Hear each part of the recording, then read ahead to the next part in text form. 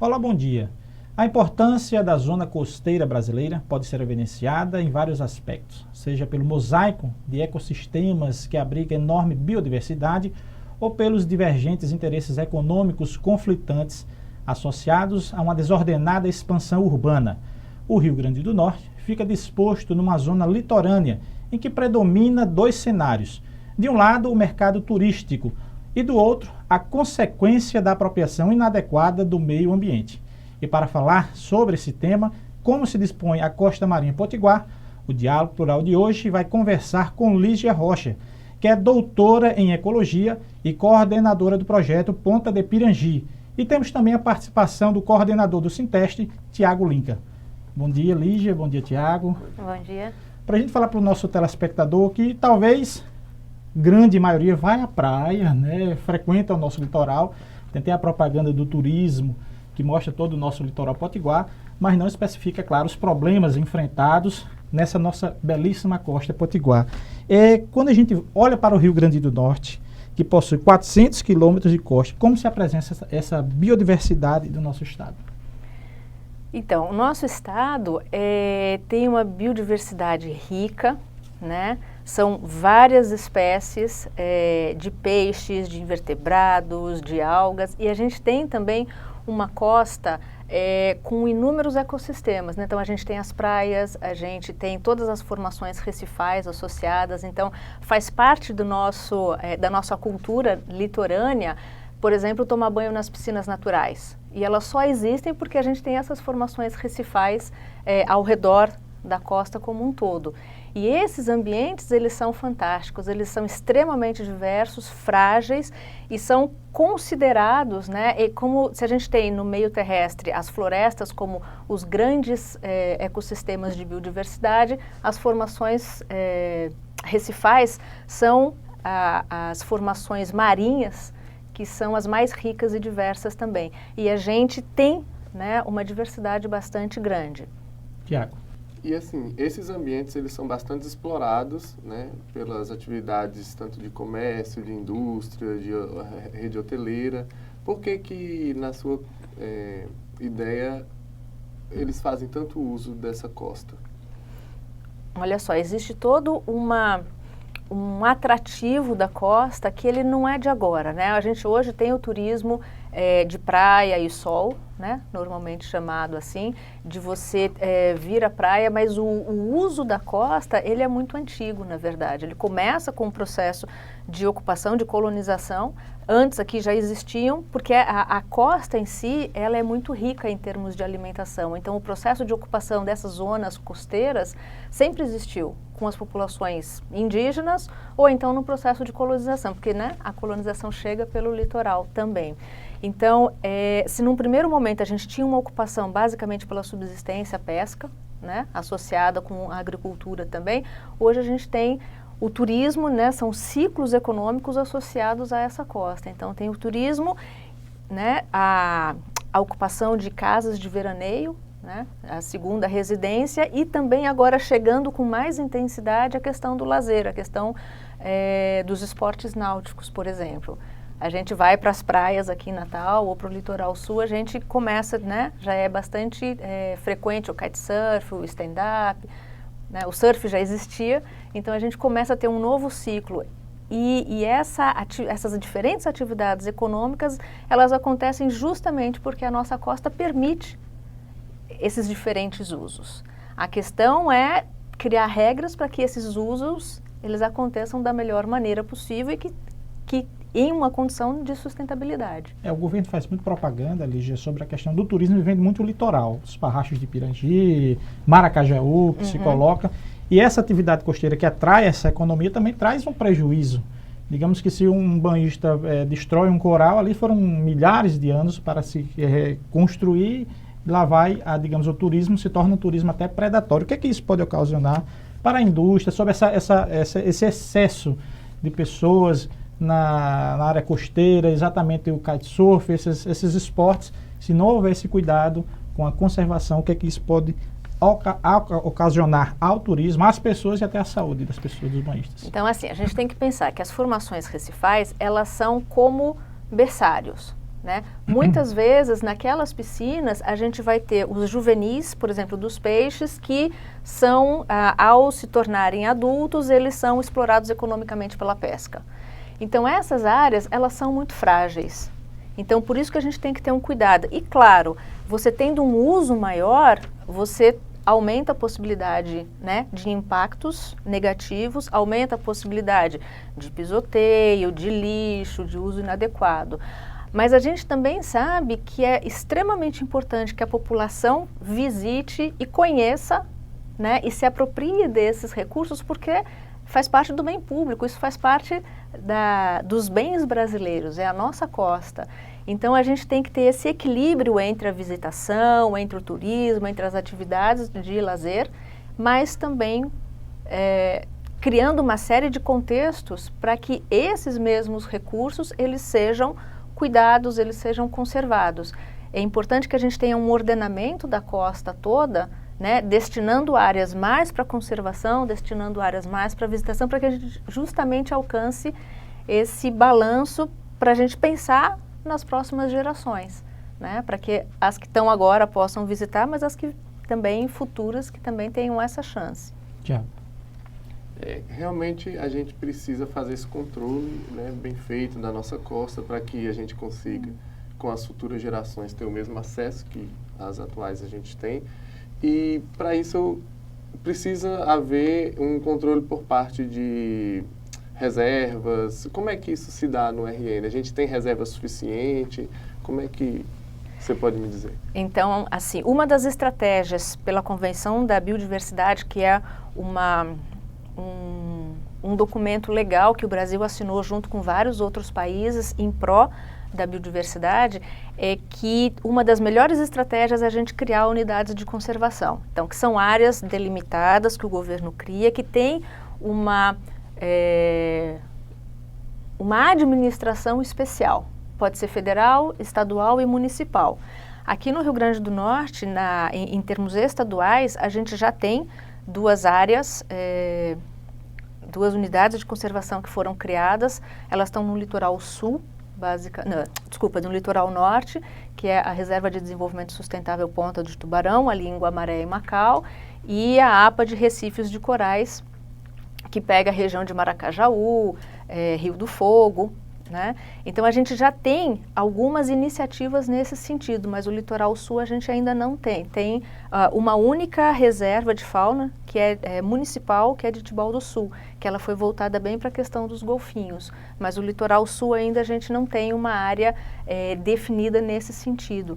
E a criação dessas áreas, ela já está provado cientificamente que é fundamental que a gente tenha as unidades de conservação e dentro dessas unidades a gente tem um zoneamento, né, de áreas que se pode visitar e áreas que são melhores de estarem com restrições a essa visitação, justamente para que a biodiversidade consiga ter o seu ciclo natural, né, que os peixes se mantenham ali, que eles, né, toda a fauna continue reproduzindo, e já está cientificamente provado que essas áreas que têm uso mais restrito, elas acabam servindo como fonte para que os animais sejam repovoados nas outras áreas de mais uso.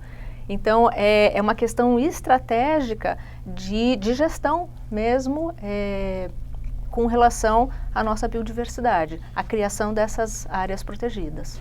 Bom, nós vamos para o nosso primeiro intervalo. Deixou a perguntinha para a Lígia responder no próximo bloco falando sobre isso. Porque o norte tem mais e qual é a dificuldade que tem para se fazer, para se tornar uma área de proteção ambiental no sul? Seria falta de pessoal, ou interesse até político sobre essa gestão? Nós voltamos daqui a 30 segundos. Continue aí.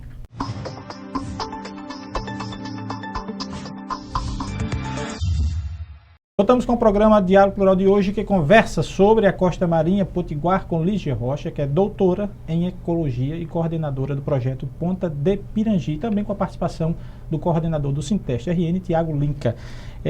Eu deixei uma pergunta no bloco anterior para a senhora responder sobre a questão das unidades de conservação. No norte tem duas, no sul ainda tem dificuldades, falta uma política associada para a criação dessas unidades de conservação no sul. O que está faltando para dar essa agilidade e igualmente fazer o que fez no norte? Então, as áreas protegidas, para elas serem criadas, existe toda uma legislação associada, que a gente chama de SNU, que é o Sistema Nacional de Unidades de Conservação, que o RN, na sua legislação estadual, segue, né, essa legislação nacional, e existem uma série de protocolos, assim, né, de passos para a criação. A gente, aí quando eu falo a gente, é a Oceânica, né? A organização que eu trabalho, é a ONG, a gente trabalha na região do litoral potiguar há mais de 10 anos. E o projeto Ponta de Pirangi, especificamente, ele se iniciou em 2010. Desde lá, uma das questões que a gente sempre realizou foi a questão das pesquisas. Então, primeiro, para se criar uma área protegida, é fundamental que se conheça, né, e que se reconheça a importância dos recursos naturais que estão naquela região. Então, hoje, a gente já tem um nível de conhecimento extremamente grande sobre a região do litoral sul.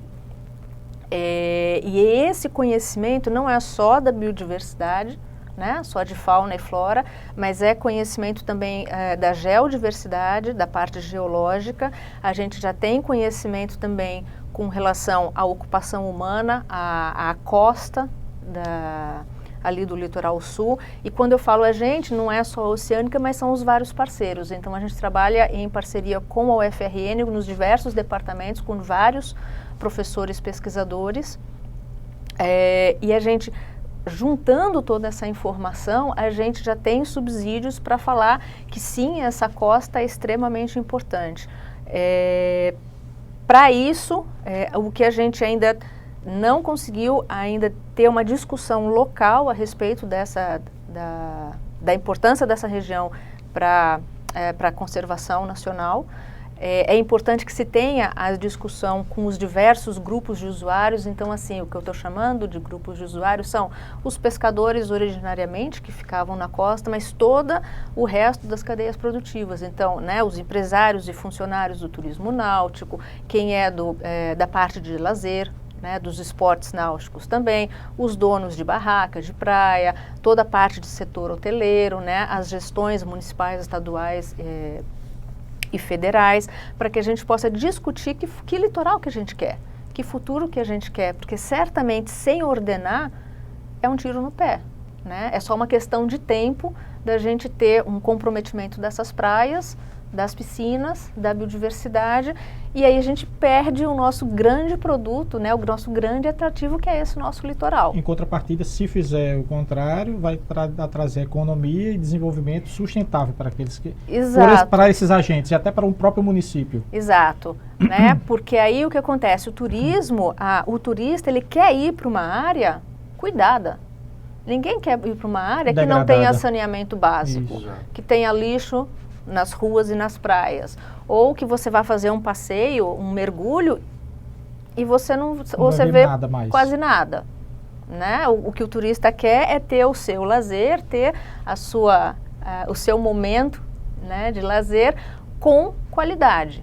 E é isso que a gente luta pelo litoral sul, que tenha esse ordenamento, que tenham essas regras, que seja participativo, que a gente tenha discussão local, né, nos municípios associados com os diversos grupos, que litoral que se quer e para quem que se quer, porque as pessoas, as comunidades litorâneas, elas estão lá, elas estão no dia a dia, elas não vivem só em função do turismo ou o turista que vai chegar, né? Você tem que ter esses benefícios sociais para o dia a dia delas, ao longo do ano, né? Então a gente tem que criar estratégias para que esse litoral ele seja cuidado ao longo do ano e o uso seja ordenado e que seja bom para quem mora, para quem visita e bom também para a biodiversidade. Só para dar uma informação, a partir de 2014, a gente, Oceânica, em parceria com a UFRN, a gente conseguiu incluir esse litoral sul como área prioritária para a conservação pelo Ministério do Meio Ambiente. Então, o Ministério, nas suas iniciativas e estratégias, né, de conservação da natureza no país, criou vários grupos setoriais discutindo Mata Atlântica, discutindo a costa, discutindo, né, o Pantanal, os diversos biomas. E para a zona costeira também tem um grupo com diversos especialistas. E aí, como estratégia, é definir quais são essas áreas prioritárias para a conservação. E a gente conseguiu, na reunião técnica em 2014, incluir. Então, hoje, esse litoral sul, ali de Parnamirim até... Cibaúma, né? Na verdade, é um pouquinho antes, Nísia Floresta, até Senador Georgino Avelino ali, aquela área já é reconhecida pelo Ministério como uma área de alta riqueza da biodiversidade e prioritária para a conservação. Então, a gente sai do cenário local, né, estadual, e passa a ter uma importância nacional. E isso é muito bom, na verdade. Assim, a gente entra para o cenário nacional, né? E ainda nessa discussão de unidade de conservação, em 2014, em novembro de 2014, a gente também realizou um primeiro workshop, né, um encontro basicamente com técnicos dos órgãos ambientais e com professores e pesquisadores das universidades para fazer justamente saber o estado da arte dessa região. Então a gente se debruçou trocando conhecimento, né, das diversas áreas, justamente para tentar formatar um documento base para ser encaminhado para o ICMBio, que é o órgão dentro do Ministério do Meio Ambiente que inicia as discussões das unidades de conservação, das áreas protegidas. Então a gente vai caminhando, né, vários passos, pensando no futuro desse litoral sul. Tiago. E pensando nisso, então, como é que se portam as instituições como IBAMA, o próprio IDEMA, nessa questão da conservação, de fomentar também que se crie esses espaços de conservação ambiental? Uhum. Então, todos esses órgãos ambientais, eles são nossos parceiros, a gente trabalha em conjunto e isso é fundamental. Primeiro, né, você estabelecer essas diferentes parcerias para que cada um com a sua diferente missão possa efetivamente fazer a diferença. Então, nesse workshop discutindo esse litoral sul, a gente teve representantes da Patrimônio da União, da Secretaria de Patrimônio da União, que é federal, do IBAMA, do IDEMA também, representando o órgão estadual, das diferentes ONGs, né, que trabalham na questão ambiental. E também a gente teve também do ICMBio, que é também federal, especificamente voltado para as áreas protegidas. Existe também toda a parte dos órgãos ambientais na questão da fiscalização, pelo menos no litoral sul a gente vê isso, que eles trabalham em parceria, né? E é dessa maneira que a gente vai caminhando, cada um com a sua missão, mas trabalhando em conjunto para um bem maior. Para atingir um bem melhor. Isso. Nós vamos para o nosso segundo intervalo. Eu vou deixar uma perguntinha também, novamente, para a já responder no próximo bloco, sobre essa questão da importância nesses estudos que você já vem realizando no litoral sul, se há alguma espécie com perigo de extinção e qual é o trabalho que vem se desenvolvendo para que se possa manter isso, e vamos aprofundar o projeto Ponta de Pirangi. Nós voltamos daqui a 30 segundos, continue aí.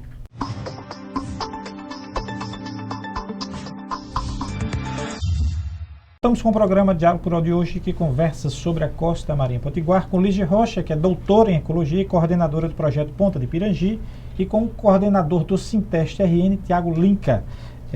Lígia, eu deixei uma pergunta no bloco anterior, desculpe, sobre essa questão de, a partir dos estudos que vocês realizaram lá no Litoral Sul, se há alguma espécie em extinção e o que está sendo feito, digamos assim, para tentar salvar, tentar amenizar, alguma solução a ser colocada. Uhum. Então, o nosso litoral ele é rico, sim, a gente tem espécies em risco de extinção e a gente tem uma diversidade bastante grande. Então, a gente tem desde mero, que é, né, um peixe reconhecidamente em risco de extinção, com restrição de pesca. A gente tem peixe-boi, que é uma das poucas populações na costa brasileira ainda que existe aqui. Então, tem naquela região bem nos parrachos de Pirangi e entrando um pouquinho do estuário, né? Então, até baleia jubarte. Então, a nossa diversidade ela é muito grande. Então, o que a gente precisa, na verdade, é criar estratégias de ordenar esse uso. Então a gente conversou um pouquinho, né, a respeito de unidade de conservação. De modo geral, as pessoas podem ter um pouco de receio com a criação de uma unidade de conservação, mas é importante ser falado que esse litoral ele é muito usado, ele é muito visitado e a gente reconhece isso. Então, o que a gente quer é criar estratégias de conservação. E existem diferentes categorias de unidades de conservação que permitem esse uso. O que precisa é que seja ordenado e que tenha um zoneamento para esse uso. A segunda questão é que essas espécies, elas precisam, né, ter, de algum jeito, algumas ações específicas. Hoje, a gente não tem nenhum trabalho específico para essas espécies em risco de extinção que você falou. O que a gente propõe é que o ambiente como um todo ele seja cuidado, ele seja protegido com essas diferentes graus e intensidades de uso a serem discutidas localmente com esses diversos usuários que a gente tem do mar. Agora, a gente tem outras estratégias também. Por exemplo, a visitação nos parrachos hoje, ela tem regras muito claras e muito específicas através do TAC, que é um termo de ajustamento de conduta, firmado entre os órgãos ambientais, encabeçado pelo Ministério Público Federal, IDEMA, Patrimônio da União, Capitanias dos Portos, com as empresas de turismo náutico, as 4 empresas que operam a visitação dos parrachos. E essa é uma estratégia única no Brasil. Então, a gente tem uma área que ainda não é unidade de conservação, mas a gente tem um TAC que ordena a visitação. Então, tem regras muito claras de quantas pessoas por passeio, o tipo de embarcação, em cada passeio e no total, quantas pessoas que podem frequentar ali os parrachos na área de turismo. E o TAC também define uma área de visitação de lazer para aquelas pessoas que têm a embarcação própria, que querem visitar os parrachos. Então, essa é uma ferramenta fantástica, na verdade, porque a gente tinha uma visitação extremamente intensa nos parrachos de prancha. Predatória, porque não tinha regra nenhuma, né? E é aquela velha história, é patrimônio público e terra de ninguém. E todo mundo vai, mete a mão, mete o né? pé. Então, o patrimônio público, ele tem que ser protegido, ele é nosso, ele faz parte. Né? Eu quero que a minha filha tenha a chance, na sua vida adulta, de estar lá, visitar e levar os meus netos. E essa é a ideia da gente criar as regras né, para o nosso bem comum. Então, através do TAC, dos parrachos de Pirangi, a gente consegue criar essas regras diárias de visitação. E o que a gente vê é que aí tem uma diminuição bastante grande do impacto. E essa é a estratégia, né? Ordenar para que seja bom, não só para a visitação, mas também bom para a biodiversidade. Tiago. E agora vamos falar um pouquinho do projeto Ponta de Pirangi. Uhum. Como é que ele se dá? Tem participação da população? Não tem? Diz um pouquinho pra gente sobre. Tá. O Ponta de Pirangi, a proposta dele é um projeto socioambiental. Então, o que a gente considera é que apoiando as iniciativas de participação da sociedade com conservação, com embasamento técnico, que é o nosso aporte, né, o nosso apoio nesse processo, a gente juntos consiga efetivamente cuidar desse litoral e protegê-lo, permitindo os usos de uma maneira mais sustentável. Então, a proposta é a conservação desses recursos marinhos, mas de maneira integrada, né, na gestão da zona costeira com a participação popular. A gente desenvolve o projeto de Ponta de Pirangi em diferentes fases. Hoje a gente está na segunda fase. A primeira foi 2010 e 2011. A gente está finalizando a segunda fase, que começou em 2014, 2015, vai até oficialmente agora a fevereiro de 2016. E ao longo desse projeto, a gente teve várias linhas de ação, né? A pesquisa, ela continua. Então, a gente continua fazendo a identificação, conhecendo melhor as formações recifais rasas e profundas, e a gente começou a monitorar para que a gente não só tenha como se fosse uma fotografia do que tem, mas entender ao longo do tempo como é que essa biodiversidade, como é que as espécies vão acontecendo. E a gente tem uma das linhas de ação é a participação popular através das nossas campanhas. Então, a gente desenvolve a campanha Praia Limpa e Verão Cuidando das Praias e também a comemoração ao Dia Internacional do Meio Ambiente, com as associações locais, com as escolas da região, com a participação dos órgãos ambientais e o apoio também das gestões municipais. O projeto ele vai da Praia de Cotovelo, Pirangi do Norte, Pirangi do Sul, Búzios e Tabatinga, então é esse recorte. Então a gente trabalha diretamente com tanto o município de Parnamirim quanto o de Nísia Floresta. Como a gente falou, Lígia, só para interromper um pouco, para falar de um assunto até importante que você colocou sobre a questão da educação ambiental, que eu acho que tudo se passa pela questão da educação ambiental. E como a gente está no mês de janeiro, na questão do turismo, da alta estação, das pessoas frequentando a praia, essa educação ambiental que tem que ter também com o turista que vem, com o banhista que está lá colocando, porque o turista vem e volta, e o patrimônio daquele que mora lá se desfaz, digamos assim. Qual a importância dessa educação ambiental em se colocar em prática, além do trabalho que vocês fazem? Então, juntando as duas coisas, faz parte do nosso trabalho a gente ter ações diretas na praia também. A campanha Verão Cuidando das Praias é isso, é fazer uma intervenção direta com o público nas praias e nos parrachos, justamente chamando a atenção.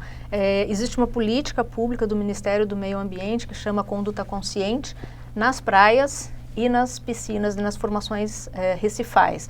Então a gente divulga o projeto, a gente divulga a importância dessa região e também já leva, né, a conduta consciente ou quais são os comportamentos adequados em praia e nas piscinas naturais para se diminuir os impactos e que todo mundo usufrua da melhor maneira possível. Então, por exemplo, na região dos parrachos de Pirangi é proibido o uso de nadadeira. Então, isso faz parte da conduta consciente e é proibido porque, ao você usar a nadadeira, você levanta muita areia do fundo, né? E a gente tem muitos organismos filtradores, que eles filtram a água para se alimentar. E eles não vão se alimentar de areia. Se você aumenta muito a suspensão de areia, eles acabam pegando areia, gastando energia, né, para coletar e não é alimento. Então, são esses tipos de comportamento que a gente informa, explica, né?